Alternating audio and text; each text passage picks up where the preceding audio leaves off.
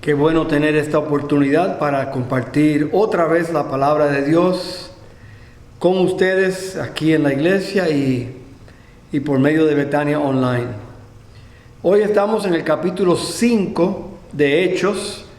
Estamos estudiando el libro de Hechos y hoy vamos a comenzar en el versículo 12. Acabábamos de predicar sobre la muerte de Ananías y Zafira y lo que pasó en ese episodio en el capítulo 5 del 1 al 11. Y hoy vamos a comenzar en el 12, viendo la persecución de la iglesia y reconociendo que la iglesia siempre ha tenido persecución, siempre ha tenido los creyentes, siempre han tenido algún obstáculo, alguna persecución o opresión. Y vemos eso claramente en la Biblia, cuando Noé estaba construyendo el arca.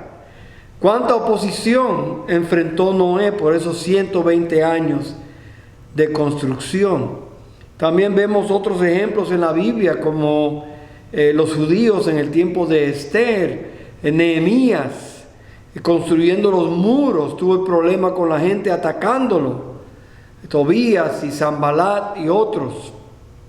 También Daniel, no querían que orara en público, porque eso le ofendía a ellos en Babilonia. Y Jeremías, ¿cuántos pasó Jeremías y Ezequiel y otros profetas por causa de enseñar la verdadera fe en el verdadero Dios? Pero sabemos que las señas y los milagros que vamos a ver aquí en el libro de Hechos fueron dados para confirmar el mensaje de los mensajeros del Señor, porque Dios lo usó para confirmar, así como vimos en el Antiguo Testamento. Dios confirmó el mensaje de Moisés y Aarón por medio de milagros. También vivimos cuando llegaron los profetas, Eliseo y Elías también comenzaron con milagros, pero luego también eso cesó un poco. Fue al comienzo de esos ministerios. Luego en el Nuevo Testamento encontramos unas 70 milagros y señales que fueron incluidos en los evangelios y en el libro de Hechos.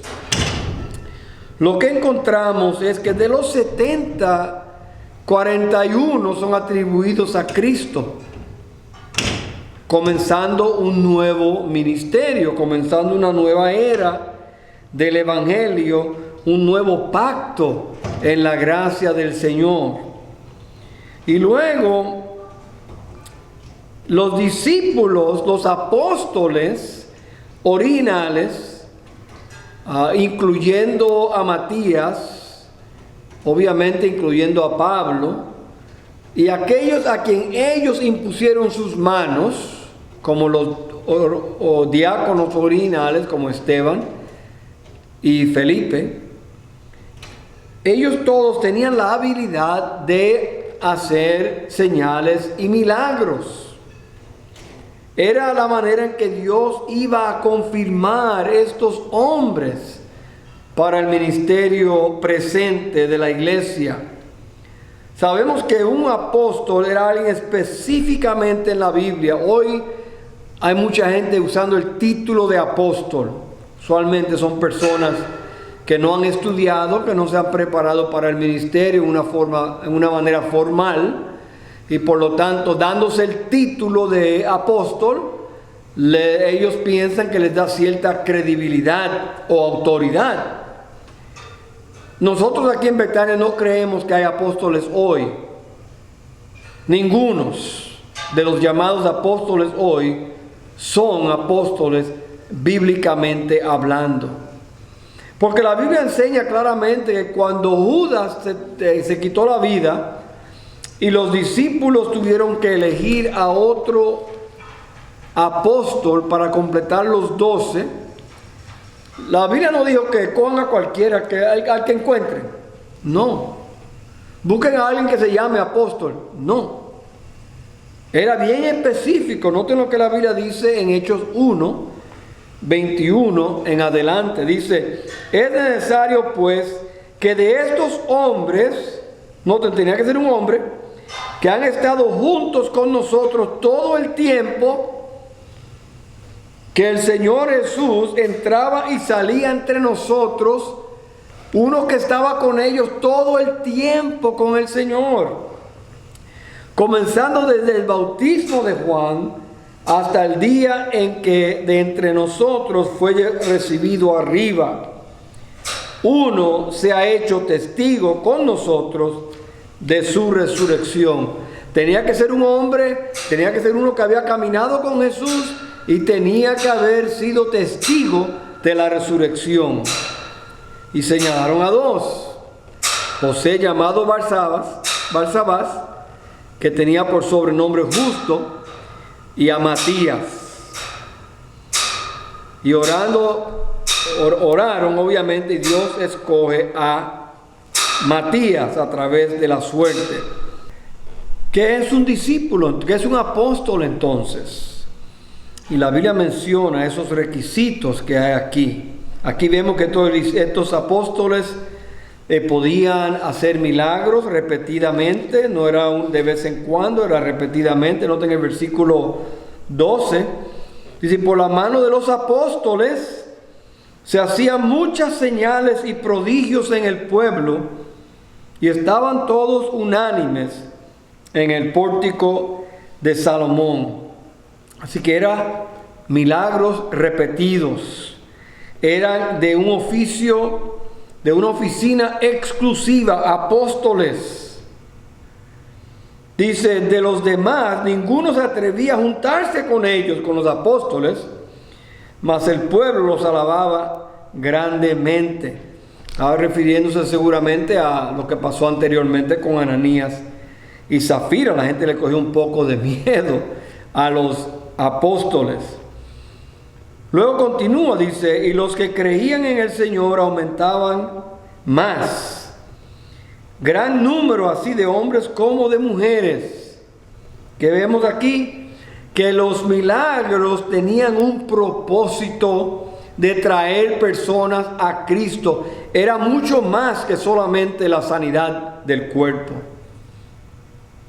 De los 70 milagros que encontramos en el Nuevo Testamento, en los Evangelios y en el libro de Hechos, que cubre todo el periodo del Nuevo Testamento, 26 milagros fueron hechos por los apóstoles originales y 3 por los diáconos originales.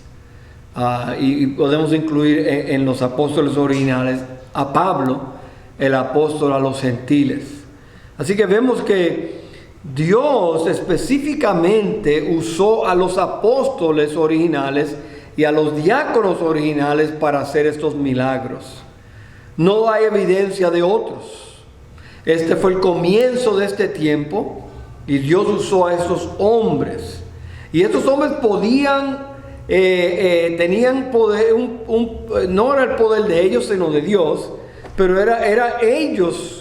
Noten lo que dice 15.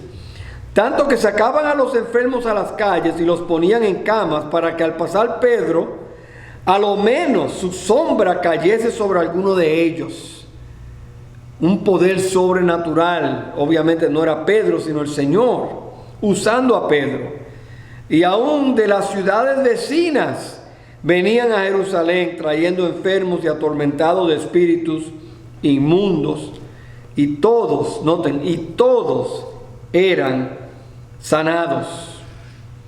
Noten que no era una cruzada, no era una campaña de sanidad. Era simplemente los discípulos ejerciendo el poder que Dios le había dado para sanar a estas personas, para que ellos escucharan el Evangelio y vinieran a los pies de Cristo. Era un propósito más allá de la sanidad. No hay apóstoles hoy como aquí en la Biblia. Dios sigue sanando, sí. Dios sigue obrando a través de sus hijos, claro que sí. Pero la oración de fe sana al enfermo, no el hombre o la mujer sino es la oración de fe. Y todos eran sanados, nadie se iba enfermo, porque no fallaban, dice la Biblia, y todos eran sanados. Pero si usted sigue leyendo el Nuevo Testamento, usted va a ver que Pablo no pudo ser sanado, Timoteo no pudo ser sanado, Epafrodito no pudo ser sanado, y otros en Corintios que murieron muchos. Dice, y muchos duermen, que habían muerto. Entonces, un apóstol tenía una función especial y era confirmado con señales y milagros. Hermanos, pero vemos aquí que el evangelio no puede ser detenido de ninguna manera. Noten el versículo 17, entonces levantándose el sumo sacerdote y todos los que estaban con él, esto es la secta de los saduceos, se llenaron de celos y echaron mano a los apóstoles y los pusieron en la cárcel pública. Pero note lo que sigue, mas un ángel del Señor, abriendo de noche las puertas de la cárcel y sacándolos, dijo, id. Nos recuerda a Mateo 28, id y predicar el evangelio a toda criatura.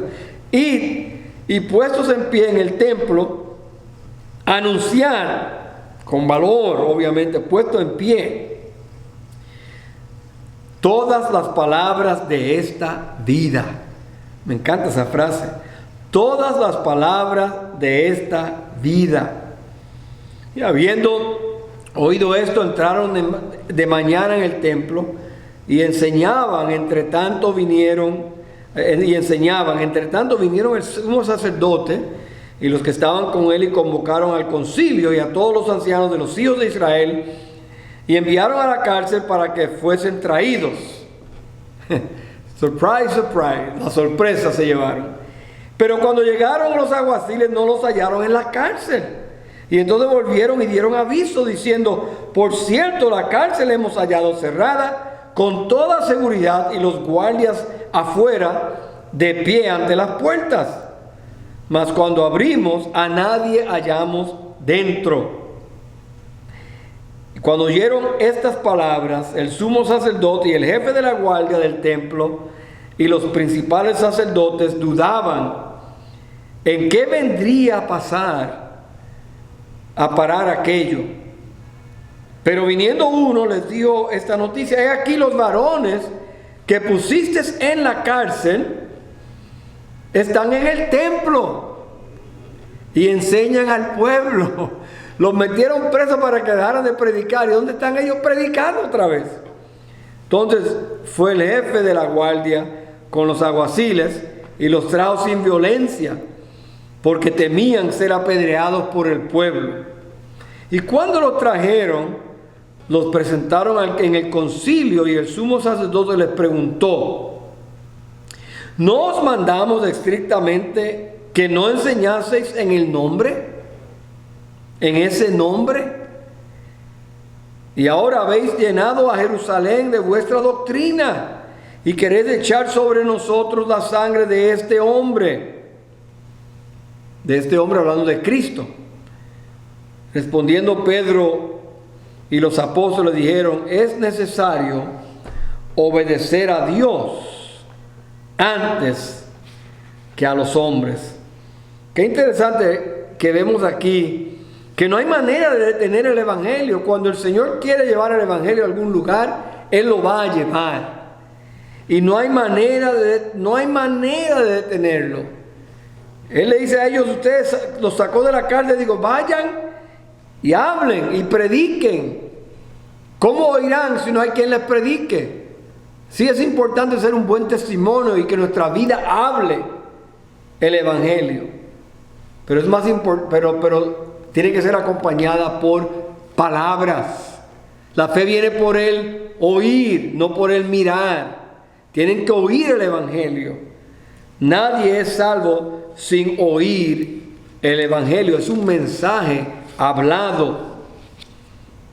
Y a través de la historia hemos visto conflicto entre el pueblo de Dios y las tradiciones del hombre. Y vemos aquí que ellos están molestos, que ellos están irritados. Pero Pedro aprovecha para predicarles. Pedro básicamente le dice, la resurrección fue verdadera. El hecho de que Cristo lo mataron fue verdadero. El hecho de que Cristo fue exaltado fue verdadero. El hecho de que hay arrepentimiento, que Dios da arrepentimiento y perdón de pecados, es verdadero. El hecho de que Pedro y los apóstoles fueron testigos, es verdadero. El hecho de que el Espíritu Santo también testifica de esto, es verdadero. Él continúa predicándole el Evangelio a ellos. Dice, y nosotros somos testigos suyos. Estamos en Hechos 5:32. De estas cosas, y también el Espíritu Santo, el cual ha dado Dios a los que le obedecen. Y ellos, oyendo esto, noten el problema que había aquí. Oyendo esto, se enfurecían y querían matarlos. Entonces, levantándose en el concilio un fariseo llamado Gamaliel, doctor de la ley, venerado de todo el pueblo, mandó que sacasen fuera por un momento a los apóstoles. Versículo 35. Y luego dijo, varones israelitas, mirad por vosotros lo que vais a hacer respecto a estos hombres, porque antes de esos días se levantó Teudas, diciendo que era alguien. A este se dio un número se unió un número de 400 hombres, pero él fue muerto y todos los que le obedecían fueron dispersados y reducidos a nada. Después de esto se levantó Judas el Galileo en los días del censo y llevó en pos de sí a mucho pueblo. Pereció también él y todos los que le obedecían fueron dispersados. Y ahora os digo, apartaos de estos hombres y dejadlos, porque si este consejo o esta obra es de los hombres, se desvanecerá. Vamos más de 2000 años, no se ha desvanecido. Mas si es de Dios, no lo podréis destruir. No seáis tal vez hallados luchando contra Dios. Y convinieron con él, y llamando a los apóstoles, después de azotarlos, les intimidaron que no hablasen en el nombre de Jesús, y los pusieron en libertad. Qué tremendo. A ellos que Galileo es usado por Dios para proteger a estos apóstoles. Lo más seguro, Gamaliel no era un creyente. Sin embargo, él dice que este movimiento, si es como otros movimientos que habían surgido durante el tiempo de los apóstoles, se habían levantado y luego cayeron después de que el líder falleció. En el caso de Jesús, él pensó, bueno, si esto es de Dios, va a seguir, pero si es de los hombres, Jesús murió, pronto esto se va a acabar. Todo lo contrario, el movimiento es de Dios, y por eso todavía hoy, en el 2022, seguimos en ese movimiento del Evangelio, porque es de Dios. Cuando uno pelea contra el programa de Dios, está peleando contra Dios. Cuando uno pelea contra la iglesia de Dios, está peleando contra Dios. Cuando uno pelea contra la palabra de Dios, está peleando contra Dios. Cuando uno pelea contra el pueblo de Dios, está peleando con Dios. Y por lo tanto, Gamaliel le sugiere a ellos que lo dejaran así. Y es interesante que usted y yo podemos reconocer que cuando hay oposición a nosotros, como ministros de Cristo, como cristianos, sabemos que la oposición es verdaderamente a Cristo. Si nos odian a nosotros, es porque ya a Él le odiaron. Si nos aceptan, le aceptan a Él. Si nos rechazan, le rechazan a Él. Lo dicen casi todos los evangelios. Menciona ese principio.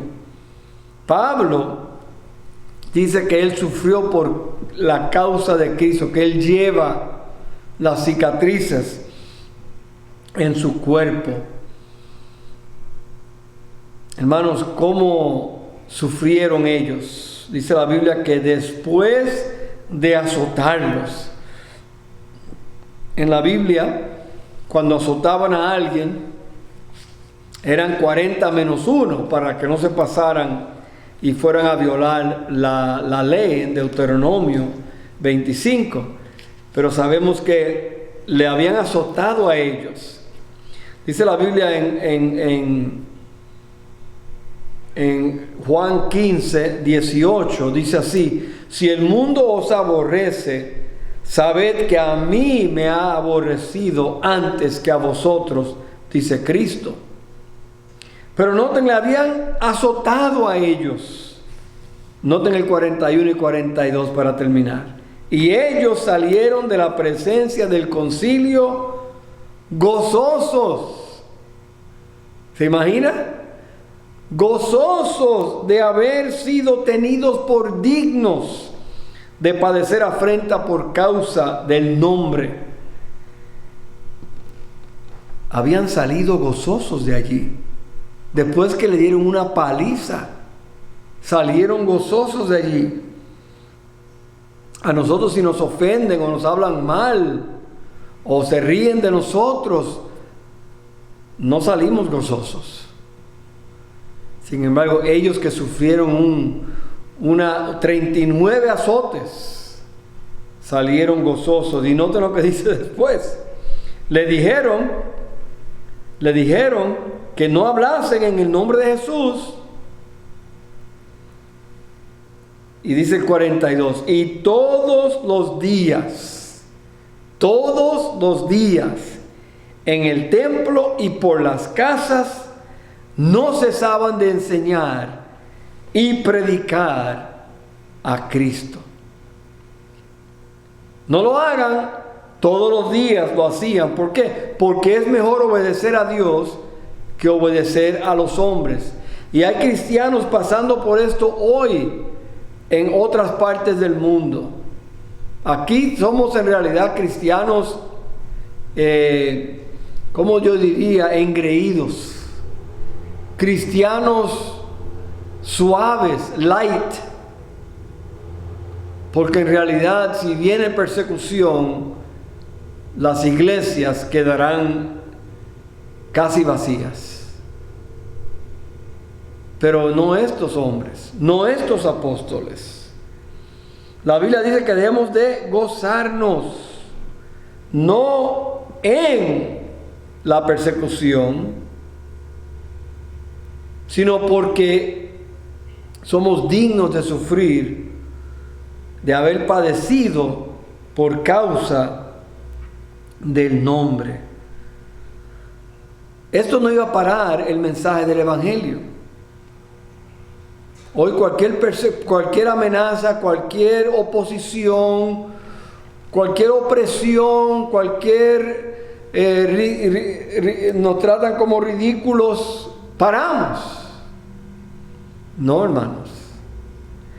Dice la Biblia en el libro de Mateo, capítulo 5, en las bienaventuranzas, dice así, el capítulo 5 de Mateo, versículos 10 al 12. Dice: bienaventurados los que padecen persecución por causa de la justicia, porque de ellos es el reino de los cielos. Bienaventurados sois cuando por mi causa os vituperen y os persigan y digan toda clase de mal contra vosotros mintiendo. Gozaos y alegraos, porque vuestro galardón es grande en los cielos, porque así persiguieron a los profetas que fueron antes de vosotros. Hermanos, no debemos tener temor de ir y de pararnos y de hablar por Cristo. Es nuestro trabajo, es nuestro deber, y seremos bendecidos y seremos recompensados como los apóstoles y los profetas antes que nosotros. Oremos.